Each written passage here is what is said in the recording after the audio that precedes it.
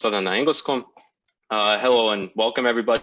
I'd like to begin by thanking the people at SOK, specifically Stjepo, for helping us put this webinar series together. SOK is doing great things in Croatia by deepening public understanding of what constitutes the true foundations of a free society. As many of you know, the Crow Diaspora Summit has been postponed to October 29th. In the meantime, Crow Diaspora, with our sponsored SOK, have created a web series to give Croats around the world a first-hand look at a post-COVID-19 pandemic Croatia. We have a great discussion for those joining us tonight. I would like to thank John Gašparac, a staunch supporter of Crow Diaspora, for accepting our invitation. John is country managing partner and assurance leader at PwC Croatia. PwC Croatia advises many of the biggest companies in Croatia, such as Atlantic Grupa, Adris Grupa, Agrokor, Hrvatski Telekom, Lušić Grupa, and many more.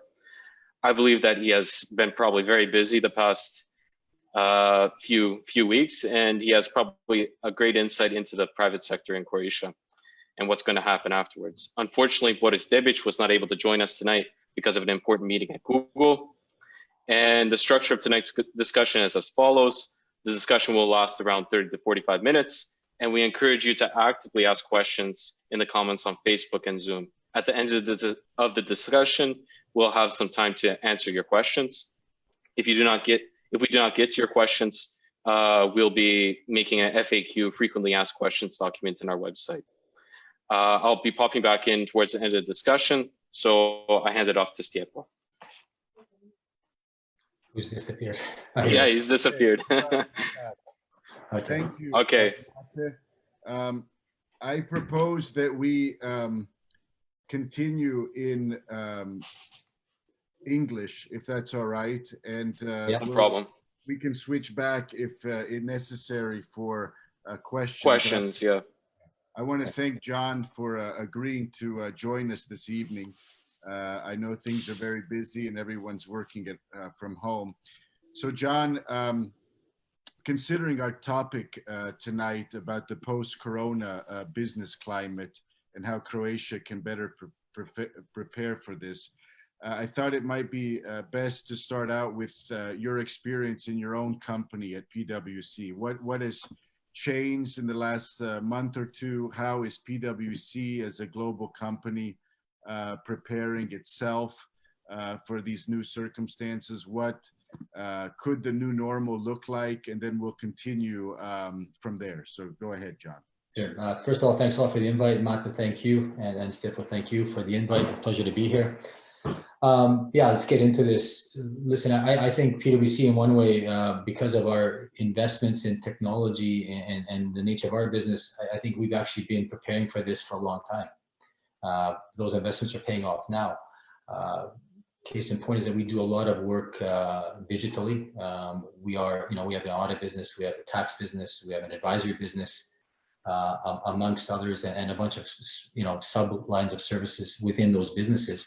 And our ability to work from home. So we have everybody working from home right now. And okay, in Croatia, there's about, let's say, circa 250 of us. Everybody's working from home. Globally, we've got over 300,000 people. I don't even know the exact number any longer, but I've been on calls with our global chairman, who's been, from New York, talking from his kitchen at 6 in the morning when it's 12 noon here, having a coffee and talking to, all the country managing partners around the world. Everybody's at home, right? So my point to that is that we're able to work from home, and we're all working and we're all productive. We're able to work from home. We didn't think that was possible. I know the mindset of our people was different a couple months ago. It was, work from home. Well, yeah, that's going to be impossible, really hard. We're doing it. It's actually pretty successful. We have the technology to, hold these type of meetings, virtual chats, discussions, virtual pitches, virtual discussions with our teams, planning, and this sort of stuff regularly on a daily basis. So in one way, we've been getting ready for a while, but obviously we're talking now about sustainable future and what that's going to mean. For us, it is preparing for that. One of the things that I'm dealing with every day is my first call every morning is talking with my contingency planning team. So everybody likes to talk about contingency planning, but do you ever really get into it? It's just one of these, tick the box exercises sometimes. Yeah, we know what we need to do. But when you actually have to implement the plan in place and then get into the nitty-gritty details, it's a little bit different. And we've been at home since March 16th. So March 16th was the first day everybody was at home, sent home. Since then, I have had meetings with my contingency planning team every morning at 8:30. I start my day with them with the morning coffee, and we talk about what we need to do. And one of the things that goes with this is, when you have an organization, even in Croatia, we have 250 people for a professional services firm. It's pretty large. It's a lot of people to think about. Apart from keeping them engaged and keeping the teams talking, we also need to communicate to them. You're no longer able to walk around through the office, hold a team meeting here and there. You have to get them all together. So we've had, we have a communications plan. We communicate formally to the entire office twice a week. And, that's a buildup of these meetings in the morning and getting feedback from some of our team leaders, directors, and so on and so forth to, see what the people need to know, what they need to hear. And one of the things I have to say, and I'm very happy with the firm, is that the focus is people over profits, right? So, that's maybe surprising to hear, but we need to keep our key capacities in place. So we're planning to keep our key talents, people who have the right behaviors and the right skill sets. We want to keep them engaged, we want to keep them happy. And if it costs something, we're willing to do this, right? Because we want the talent to be there. We know there's a light at the end of the tunnel and want to be ready for it. At the same time, whenever there's a crisis, they say this is where we always have work, right? Yeah, we do. But you have to have the right people there to carry out this work. So we are looking at ourselves in addition to what we're delivering and responding on the market in a COVID situation, because a lot of companies are struggling in Croatia. They have cash stress situations. They're looking at liquidity gaps. They want to understand how to move forward. These are discussions we are having and we're hearing about. But from our point of view, we have to think about the same thing for us. So cash is king. Liquidity is very important. It's the first thing you got to think about. I've had been on discussions with the Chinese firm and the Italian firm that did this ahead of everybody else because they had, their peaks before the rest of us did in terms of the pandemic, and they were all working from home. And a lot of them say if they could have done things differently, what they would have done is focus on cash first, on liquidity. Just to look at that. And that means collecting cash. That means cost optimization. And part of that cost optimization is looking at some of our fixed costs as well. And then one thing we're looking at is our space, our lease space. We have nice big offices. We are gonna now, apart from looking for reductions, and we touched on this the other day, Stjepo, is that the real estate market, commercially at least, could take a bit of a hit for a while because people are either asking for a deferral in rent or a reduction in rent. Or, as we're also doing, is looking at reducing the amount of space we have. We had, there's a crisis in 2008. Our firm in the UK, as an example, reduced their office space at that point in time by 45% in 2008. Just said, that's it, crisis, we can't deal with, so let's reduce the office space. Mm-hmm. What happens 12 years later? They have the same office space, that they have double the people. That's transformation. So we are forced. It's ironic that this year, fiscal 20, has been a transformation year for us. We've had planned transformation. Now we're forced to do this faster than ever before. We're accelerating this. And when we have everybody working from home, somebody could say, we've actually already transformed, right? But we do need our office space. We want office space. People want to get back. It's not sustainable in the long term to have everybody at home. We need to have, to meet, we need to interact. And so the steps we're taking now and what we're planning for is the return to the office. But the return to the office is also going to be different because of COVID, because of social distancing.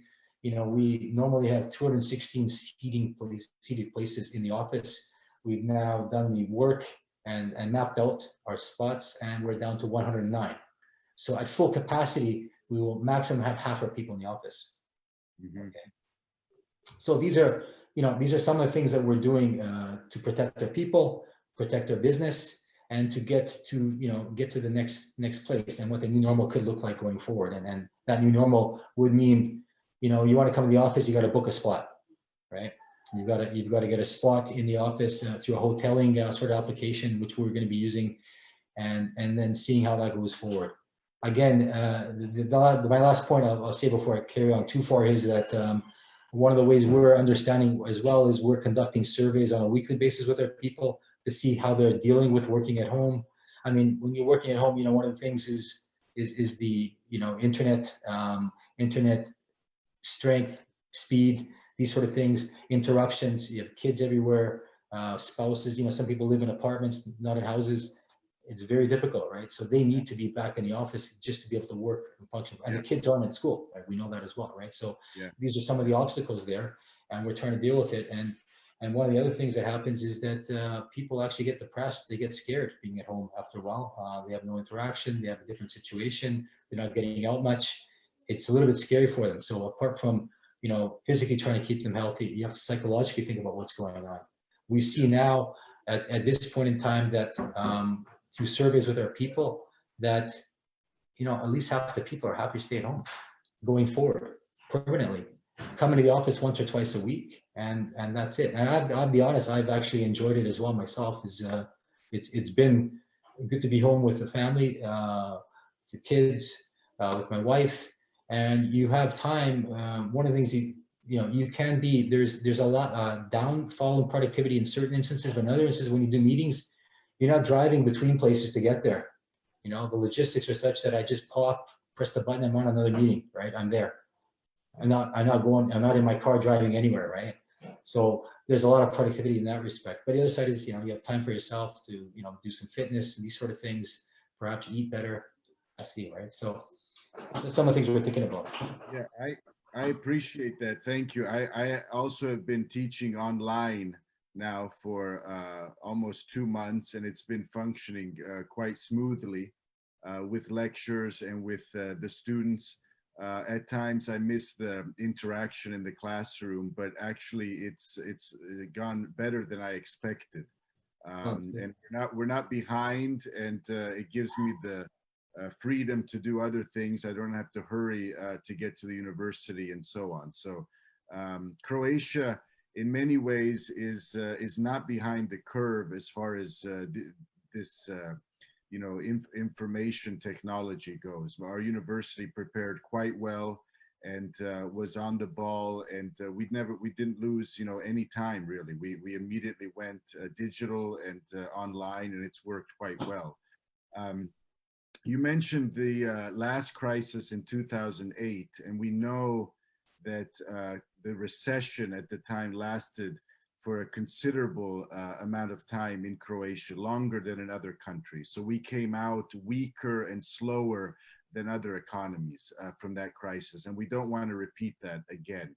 So without going into the politics of it and the public policy, what the government's doing, we want to focus on the private sector and how Croatian companies can actually use this new situation to their benefit and actually grow. And I'm sure we have many companies that are ahead of the curve, not behind the curve, like often our politicians unfortunately are, but companies that are actually preparing well and maybe will come out more competitive than they were before. So in that light, where, as a company here with clients from all over different industries, we know it's no secret that certain sectors will be hit hard. Hotels, for example, it's not clear whether people will be keen on booking, space at large hotels and interacting with strangers in large numbers. But where do you see at this early stage possibilities for Croatia? Is it agriculture? Is it generally the service industry, with more and more companies relying on IT, on this infrastructure? Maybe Croatia there could somehow leverage our know-how. Where do you see possibilities of our companies taking advantage? Maybe you could name a couple of these. Well, I mean, for me, agriculture has always been that sore spot that we have not developed to the extent possible. Okay, we know entering the EU, there's EU quotas and directives that may be prevented Croatia from fully utilizing our agricultural potential. Yeah. But to put it simply, I think Croatia could easily be feeding itself without import. Okay, we have the ability to do that, at least for the basic needs, 100%, and exporting as well. We have ability, I think, to feed.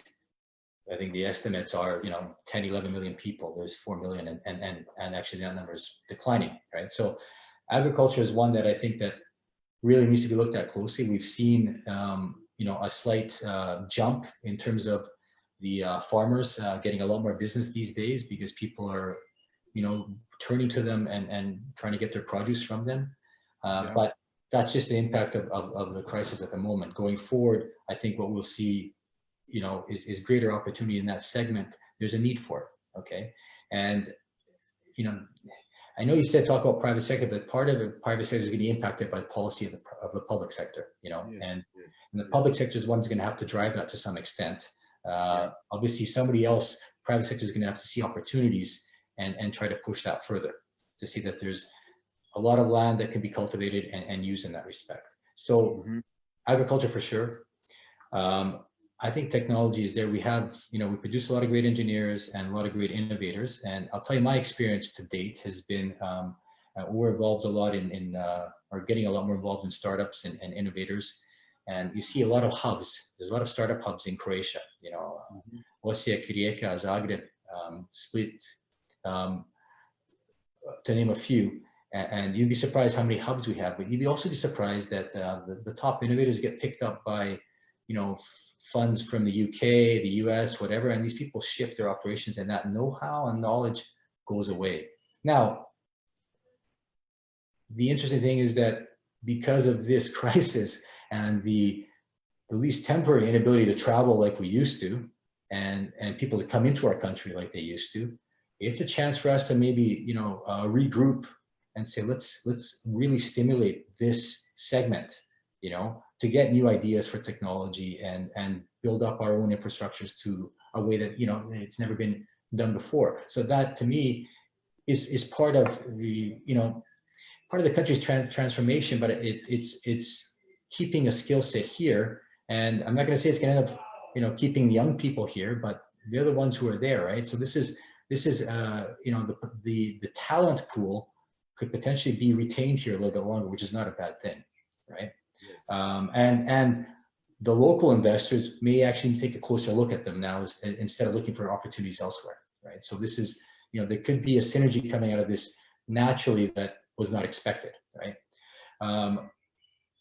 Apart from that, you have the service industries, but I think when we talk about logistics and transportation, these are things coming out of COVID. A lot of people have seen how fragile they are. Us individually as people, but our companies as well. How one small event, I call it a small event, very simple event, has thrown us into a different world and a different way of thinking. And I think that the reset and the restart mindset to say, okay, we're transforming. This is an opportunity. One of the things that, and I'll go back to what we're doing, and I see others are doing. You're online teaching, but we're digitally upskilling our people constantly. And them being at home right now is a chance to do a lot more of the learnings we need them to do as well, because of the tools we have to really speed that up. And from that comes new innovation, right? So again, on the technology side, but also on the innovation and upskilling side, right? And one last thing, I will touch the public sector. Now more than ever, they see how fragile they are. And there's been a couple of banks we work with that, apart from being hit by COVID and having a lot of their staff, these are government banks, being sick and contracting COVID, the earthquake killed their premises. They don't have anywhere to go to right now, right? They have offices downtown and they're not able to go there anymore. And there's several businesses who face that as well. So we can't forget the earthquake effect, which is also maybe doubled up people's ideas that, I need to change, right? Yeah. And so there is now an opportunity in this way to accelerate transformation. And for the government itself, when they think about it, they need to digitize, they need to go e-government. And one of the, let's say, collateral effects of that would be that if the government did digitize, they could become more efficient. And becoming more efficient, it's twofold. You'll be faster towards your consumer, which is the general public. And two, you will get rid of the jobs that we don't need, right? And these are jobs that are making the taxes higher. If you do that, mid long term, you'll be able to reduce taxes, be more efficient this way, be more friendly towards business. And obviously, you don't want to create a social issue with those people, but you have to upskill, right? And there's a lot of people that could be upskilled or could be used in different areas. This has got to be a long-term plan, right? So apart from the private sector's thinking like this, the public sector has to think like this. Yeah. I fully agree, and Tsok has been on the record for limited and less government across the board, which includes the whole discussion about the number of županija Croatia has, the number of općine, etc. The tax burden is too high. We know that high taxes will never lead to prosperity. It's empirically based arguments. So we know that low taxes work.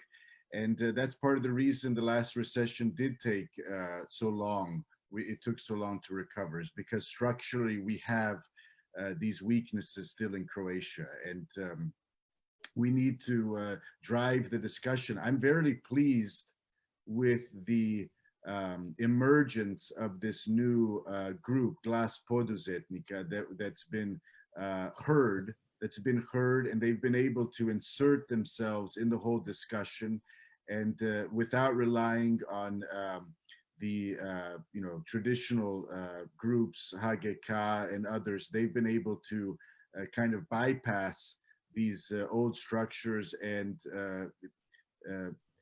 basically push for their own interests in this new constellation, which is healthy, which is a good thing. This business voice needs to be heard. Listen, 100% right. And now whenever there's a crisis, we use the phrase, there's blood in the streets. There's always blood in the streets, right? And so I don't want this discussion to be taken in the context saying, it's pretty easy, we're going to go forward like this. There's some pain, okay? And there's, pain means lost jobs. Yeah. Pain means reduction in our firms going bankrupt. Yeah.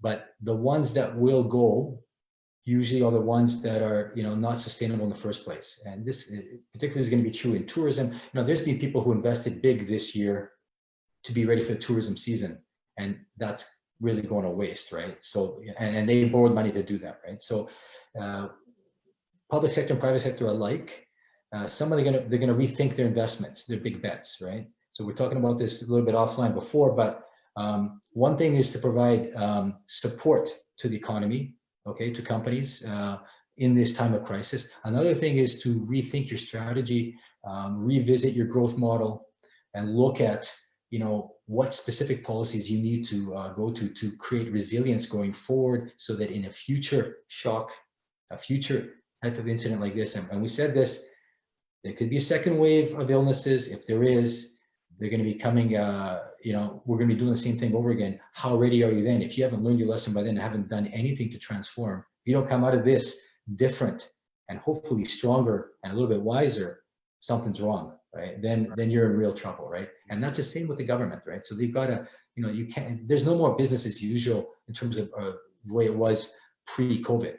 Pre-COVID will never happen again, because you're going to have so many things in place, like it or not, irrespective of the medical side of it, whether you agree or disagree that there's something really dangerous out there, it's changed, and it's going to change, and you're going to have to deal with it, right? Yeah. And this is the things we need to focus on. It doesn't mean that anybody, in fact, it's a chance, as we said, a restart, a rebirth, a reset of everything. And it's an excuse in many cases. And I think, I speak from a corporate perspective.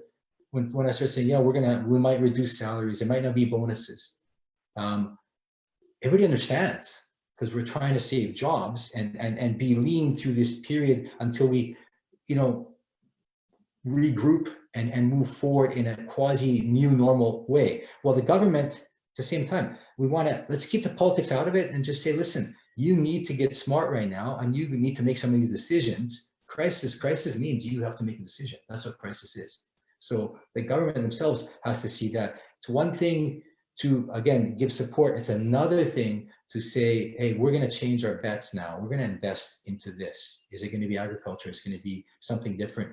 But that's what they need to do. They need to revisit the growth model, as I mentioned, and look at that going forward. Right. So this is what's got to happen.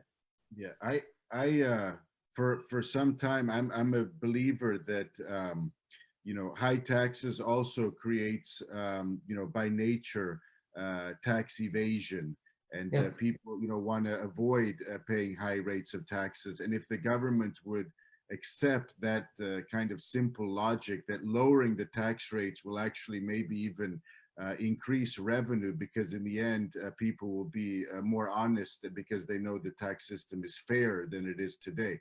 And this kind of thinking now needs to be accelerated in the public, in the public square. It's an opportunity now for our people to start thinking outside the box, because this model, this business as usual, they've gotten used to also borrowing at at more favorable rates. That could change, and so they've got to rethink, like you said, what's coming in the whole fiscal paradigm. Well, they know that, listen, if certain things are going to continue, they would have been bankrupt by August, right? Obviously, the easing of the measures is changing things, and there's more activity. And we even saw, today being a Monday, the second phase of the relaxing of the measures here in Croatia. And there's a lot more activity, a lot more buzz going around the city here, as there is all over the country, which is a good thing. And one of the things we can't forget in this whole analysis is how does the COVID-19 scenario play out in Croatia? Is it going to be more hotspots over the next couple of years, or have we had the early peak and it's going to decline, and we're going to be able to be more focused on business and trying to adapt to the new normal, or we're going to have more medical issues, right? There's going to be a delayed peak later on, and something else is going to happen. I think we might be in the early peak sort of scenario, fortunately, but we'll see, right? And when you look at that, and the government is borrowing to provide some of the support they're providing right now, particularly to the tourism sector. We know that, and that's for when I equate that to what we're doing is we're trying to maintain or retain our key capacities, right? So tourism is a key capacity for the Croatian GDP at the moment. It shouldn't be the only one. That's why we're talking about other sectors, but it is a key one that you still want to grow and go forward. But while they're doing this, they are raising public debt again. They were at 73% of GDP last year. It's estimated by the end of the year it could be at 84%. So all that work bringing it down is now being wiped out, and they're going back up, right? Fine, right? It's what you need to do, right? But apart from the tourism sector, and I think we talked about it before, the tourism sector in the past, you say it keeps growing, it's strong, but one terrorist event and you've lost the season. Well, this is like a terrorist event. It's just happened, right? And now, we talked about it. People talk about it. I'm not the only one. I mean, a lot of people who said it over the last couple of years. But has anybody done anything about it? Have you been thinking about a contingency plan? No, you haven't, right? And contingency plan needs to diversify. So you need to diversify the economy. Still focused on tourism for sure, but it's going to be a new type of tourism, right? And like I said, what's it going to be like to go in a hotel? The hotels are going to have new costs in terms of, I think, one, hygiene-wise, how do they ensure it's keeping? There's going to be, whether they like it or not, there's going to be regulations in place. There's going to be laws in place in terms of, and there'll be inspections, I'm sure, to make sure they have certain measures in place so that people can come. And this is going to be at an EU level or global level, where you're going to have to meet these requirements. On the other side, who's going to want to work in the contact industry, with servicing people?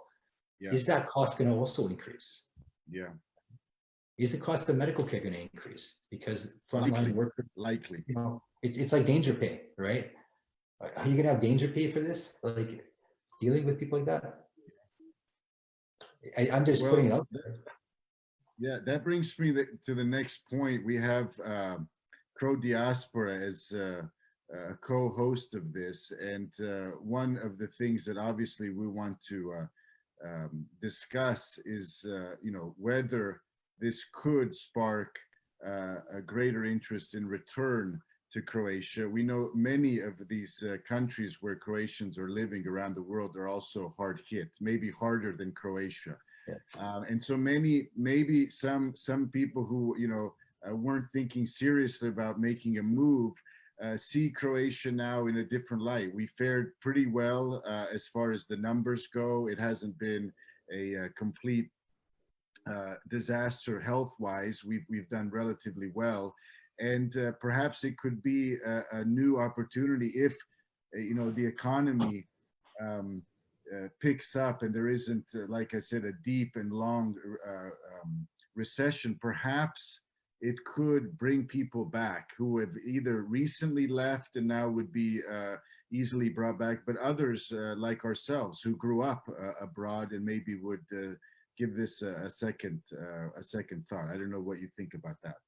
I think there's merit to that point. I'll give you an example. I work voluntarily on the American School Board, and there's a lot of foreigners that go to the school, and a lot of people who are based in Croatia because of their jobs, and their kids are going to the school. And Americans in particular were offered, you can come back to the States, and almost all of them said, no, it's way safer in Croatia. I'd rather stay here. They stayed, yeah. Yeah, they stayed, right? Which is a great case in point. It's one of the maybe benefits of the small country that we are, and undoubtedly the fact that I think our civil stožer, they did a good job in like him or not, they did a good job in managing this. Okay, and we're gone down to very low numbers, right? So they were ahead of the curve. They were really ahead of the curve in many ways. Mm-hmm. Yeah, I think so. I mean, again, nothing's over yet, so we'll see, but it appears that way. I'm on the fence about whether the shutdown was necessary or not, but we'll see. That time will tell. I think it was better they did it than that they didn't do it. But okay, you can look at the Swedish model where they didn't do anything, and their numbers are the same as Denmark, right? So it's arguable, absolutely, right? But the feeling is that we've been kept safe. Okay, that's the true feeling right now, right? So nobody likes the economic shutdown, but the thing is to catch up again, and we're all in the same place, right? So this is the other side of it. Every country is facing the same thing, and if we can get out of it quicker, then the idea is, what are we going to do in the meantime to promote even that idea that this is actually a good place to be now, especially during COVID or post-COVID, right? Yes. Well, I my parents and relatives are in the United States. I'd never seriously considered going there once this broke, so I felt very comfortable here in central Zagreb, and maybe I would feel even more safe outside of Zagreb, somewhere in rural Croatia, where it's not Markuševac. Well, that's another story with the earthquake, of course. Markuševac. No, we keep forgetting about the earthquake, but there's going to be, a major rebuilding and a new paradigm in Zagreb, of course, after all of this. And that's.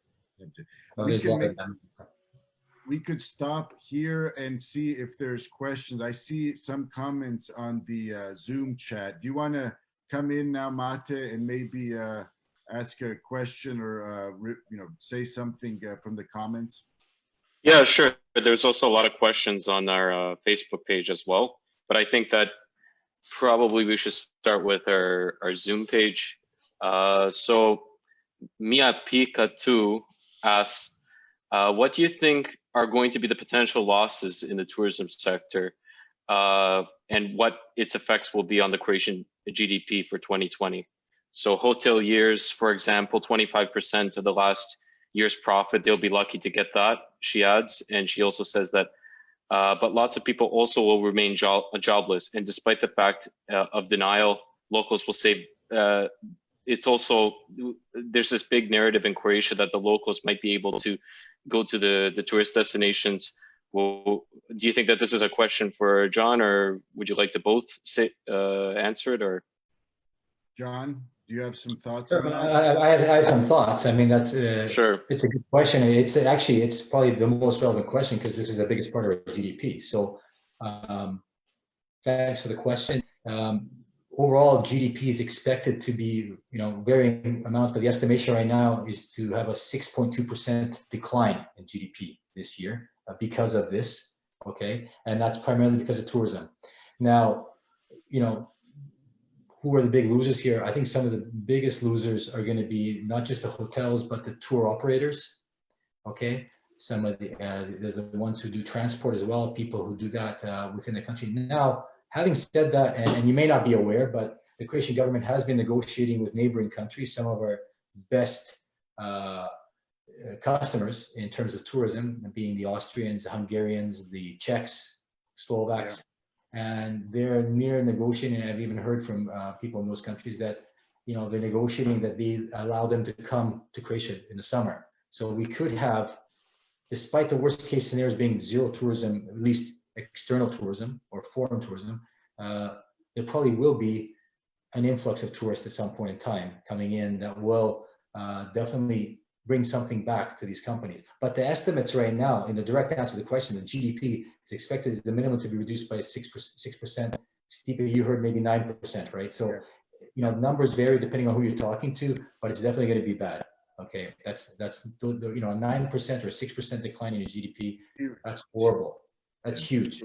That's huge. Okay, it might not affect everybody, but it's going to be felt. You know, and when it comes to unemployment, you know, we had last year, we in 2018, we'd come down to finally for the first time in the history of Croatia to less than double-digit unemployment. Coming into this year, we were at 7%, which is a relatively respectable number. Okay, and now it's expected to climb to at least above 9% and maybe into double-digit, you know, territory again. Which again, in terms of absolute numbers, maybe it's not something really big, but for Croatia, that's huge, because that's people who now need to live off the system, at least for a certain period of time. So the impacts will be felt, they'll be big, but as we've been saying all along, let's wait and see, because there's things being done to actually mitigate this. And one of these things is obviously trying to arrange for tourists to come into Croatia, which was not planned. And I said, many scenarios I've seen with some of the companies I'm working with, they're planning zero, right? Anything above zero is going to be a windfall in their now, you know, rebudgeted plan. Yeah. Okay. Next question. Go ask one more question from Facebook, perhaps. Go ahead. Okay, wait a second. I think you might know her, Ana Katalinic. Yeah, I know, Anna. Yeah. So she's out from BC, and she asked, the agricultural sector, is there a feasible move to turn inwards and expand it, as opposed to going back and importing goods? I think we have to expand. There's a lot of talk about this, and I have the good fortune to deal with some big agricultural companies or, you know, producers. It's undoubtedly, you know, and Anna will know, she'd worked at the EU level, or at least in The Hague, so she understands some of the politics there. You have to maneuver carefully, but I think the EU is also coming to their senses that they may even be providing funds going forward to stimulate such activity. And there's people who actually definitely have an appetite for this. They see that agriculture is definitely the way we need to go. So I think, you know, it's not me talking. There's a lot of other people talking about this, that will be investing in this or pushing this agenda forward to make sure that we start to cultivate and use more of our land and try to be exporters, not importers. Okay, would you like to do one more question? Happy, sure. Okay, sure. So John R, he's asking from Zoom. I hear on the call, high taxes is a detriment to Croatia's success, but other EU countries have much higher rates and young Croatians are moving to those countries. Is it really taxes or lack of innovation and the ability of the Croatian government not advertising to the other economic powers to invest in industries other than tourism? It's a good question. It's a good question, and I think the answer is yes and no. So yeah, you're right. We're not necessarily advertising well in terms of other industries. Great case in point, and we've been saying that the whole time, and that's why when people think about Croatia, they think just about tourism, and that's what people are trying to invest in. But there's other things we can do. At the same time, being CEO of a company of 250 people and dealing with budgets across many regions and being criticized for my numbers because of this, because of that, we have some of the most expensive people in the region. And our taxes are very high on a personal income tax level. Let's get that right, okay? And when you're looking at the margins and the rates we charge here compared to other countries, yeah, people go to other countries because the economies are better, they're more liquid. That's why they're going, they're looking for opportunity. If the opportunity was in Croatia, believe me, they'd be in Croatia. So we try to retain as many people as we can. But when I compare myself to the Serbs, or compare myself to the Romanians, for €1 I spend, they get €2 out of that. So they can, if for one employee that I'm paying for, they're getting two. Yeah. You can't compete with that. You're not competitive. And the reason is taxes and contributions. And why those taxes high? I mentioned it. We have a very big government. It's too big. You mentioned the numbers of money. All that could be transformed. Others don't have that. I look at the Slovaks, who are a similar sized country, and they focused on manufacturing, especially the auto industry. We can get there. We can do that as well, right? So we got to think about that. I agree fully, and I would just make a comment. It's not just tax policy, although that's part of it. We should have more competitive tax rates, including income tax. But I would say that generally, from my time here, we don't have a liberal economic model. It's not an open economy. It's not inclusive enough. In many parts of Croatia, if you're not close to the political establishment, it's difficult to find any employment. It's just that simple. So our people are going abroad where opportunities exist, and they're not going to highly regulated crony countries. They're going by and large to free economies where they can, through their own merit and hard work, make a better life. And that's what we want here. It's just, it's pretty simple. Stjepo, you said it, crony economy, it's not been a market economy ever, okay? It's been partially a market economy, but if 60% of GDP comes from public sector, that tells you a lot, okay? It's got to go down. Most EU countries where they're going to, GDP of the public sector is 40% and below. We've been at 60% above since day one. Okay? I agree, and Croatians here conflate a free economy with what we really have, this crony model, and so they haven't seen the benefits of a free economy yet. So, but we're starting to see some. Sorry, Stjepo, but I would have to say one of the big reasons for that was the Agricor case, okay, which was the biggest crony situation in the country, which impacting up to 15-20% GDP indirectly or directly, and the fact that that's been restructured bodes well for the future, I think. However, whoever owns it, it doesn't matter, but it bodes well for a much better market economy. But that's just one part of it. So, actually, one more question. It kind of feeds into this. So Daniel Soric from Facebook asks, can this crisis contribute to Croatia finally to do the necessary reforms in business landscape cleansing? Or will it just result in another export of the unemployed to Western Europe in order to remain in lethargy? So, we've been talking about this. Yeah, exactly. And I'd like to think this is the exact reason you can do it without being politically scapegoated, is to make these reforms and clean up the landscape, let's say, to get to actually really focus on Croatia and making it a producer, okay, and not an exporter of our goods, not an exporter of our people. And one of the things that the restrictions in travel could actually bode well for a while, if during that time we can actually create an environment where people will actually be stimulated to stay here, right? So good question, and I hope and I believe this is actually the opportunity and the platform for us to do that. Yeah. So Luka Misetic asks, is it true that the economic consequences of the pandemic across Europe has caused many of the Croatian expat workers to return to Croatia after having recently emigrated to work in places like Ireland and elsewhere in the EU?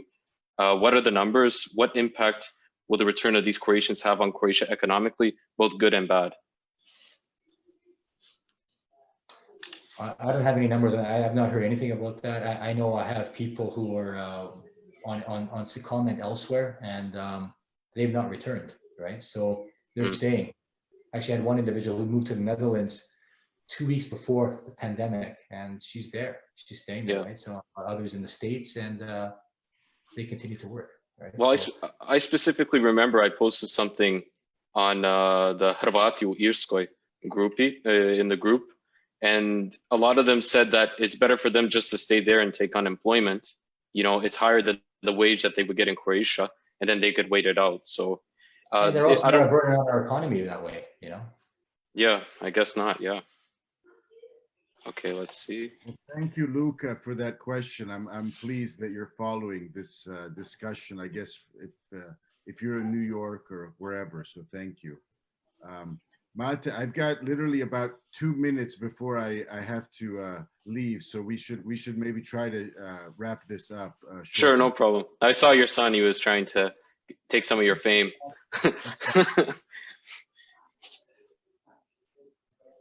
So, John, would you want to make some final comments before we conclude? Sure, sure. Listen, I think that nobody can ignore that the forecasts and the doom and gloom forecasts are not positive for Croatia at this point in time.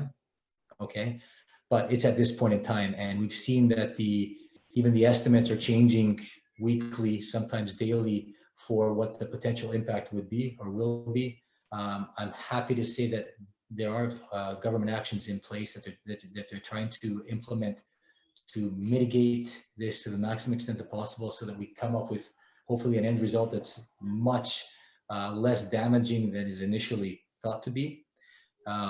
Having said that, though, that doesn't mean the job is done, not even close.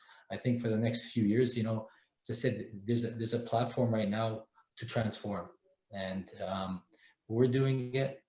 A lot of companies I know are doing it, and I think the government, with maybe the right push, and it comes down to people. Let's be honest, right? And there's an election coming up. Okay, Yeah. not to get political, but the strategically timed election right after maybe a successful, you know, navigation through this crisis to this point is they're trying to, you know, get stronger than ever. And if there's a stronger victory, maybe that will give the power and ability to really reform and transform the way we need to going forward. I don't think this has fallen to deaf ears. Okay, let's be honest. I'm hoping it hasn't, and that there will be, you know, attempts to move faster towards digitization of the government. There is in the private sector, it's going on as we speak. Believe me, but the public sector needs to get there as well, and they need to get rid of some of those assets and be a lot more asset light going forward, and be ready to you know, boost their online presence and of course rebalance their supply chain completely, as many companies are already doing, so that they're also fit and prepared for tomorrow. And I think it's about being prepared for tomorrow. We've all seen how fragile we can be. I'll just say one point. Earthquake happened 6:24 Sunday morning. My family run out of the house. It's snowing and there's no electricity. And within a few seconds, you realize, wow, man, we got nothing. Like, we're fragile. And one of the things that's happening, I mean, you know, we're taking our own measures. Everybody's doing their own thing. We had a lot of stories to talk about that. It's the whole story right now. You got to reset and transform. And if they don't do that in terms of the government and clean up that landscape, then we're in really big trouble, okay, as a country. People will survive. There'll be sectors that will do well, but we're going to be in big trouble. I have to say, earthquake insurance sales went up like crazy in that week.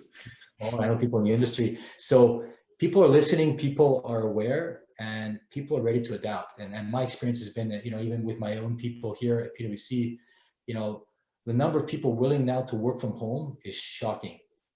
It's amazing. And it makes me believe we can do anything we want, right?